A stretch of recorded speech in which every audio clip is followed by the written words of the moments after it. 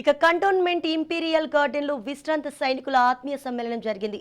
ఈ సమావేశానికి కేంద్ర మంత్రి రాజ్నాథ్ సింగ్, బీజేపీ ఎంపీ అభ్యర్థి ఈటెల రాజేందర్ హాజరయ్యారు।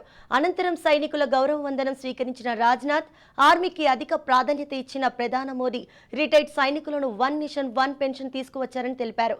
దేశం సురక్షితంగా ఉండాలంటే మరొక్కసారి మోడీ ప్రభుత్వాన్ని గెలిపించాలని సమావేశ వేదిక ఈటెల పిలుపునిచ్చారు।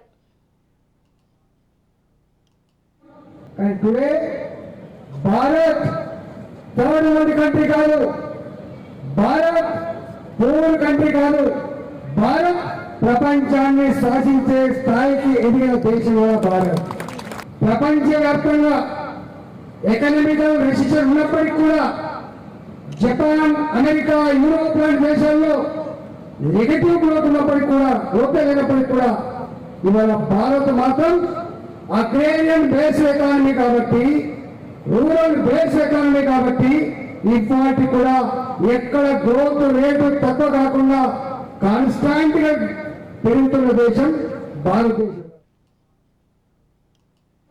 కానీ today Bharat third world country కాదు, భారత్ పూర్ కంట్రీ కాదు, భారత్ ప్రపంచాన్ని శాసించే స్థాయికి ఎదిగిన దేశం కూడా భారత్।